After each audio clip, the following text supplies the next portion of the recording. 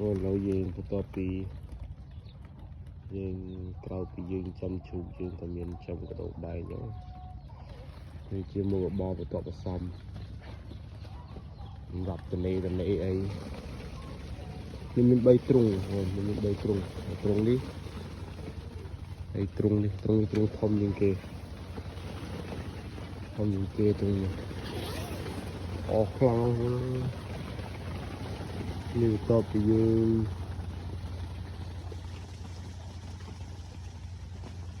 ដល់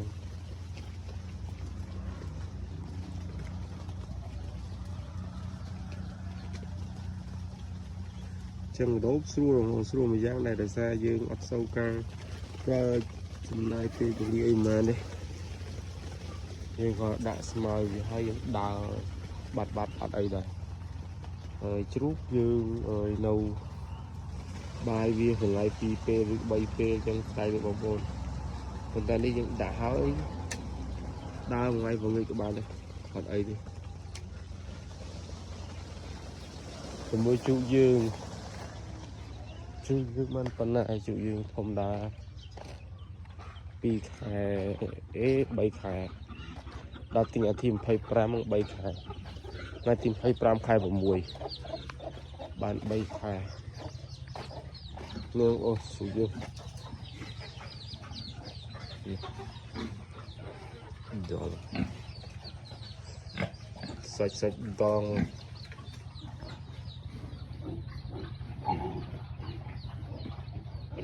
មុំទៀតធំដល់ហើយបាន2ខែ25ថ្ងៃជ្រូកនេះ2ខែ25ថ្ងៃអាច60ទៅ70គីឡូ60ទៅ70គីឡូមេយើងទៅ2ដដែលនេះមេវាអត់ទាន់នេះដាក់បាន2ខែជាងជិតនេះ2ខែ25ថ្ងៃមកដល់ទី25គឺ3ខែ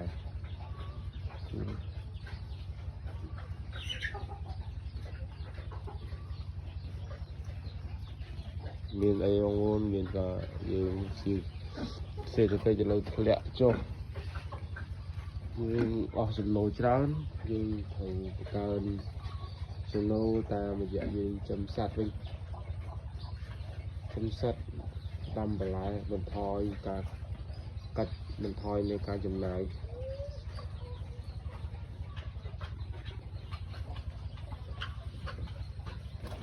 នោះអាខាងនោះហើយកូន5ខ្ញុំទិញគេបានប៉ុណ្នេះ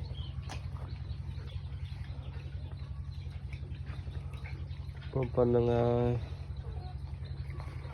ហើយនោះจะដល់ពេលលក់តែប្រហែលអត់លក់ក្នុងកំឡុងពេល3ខែ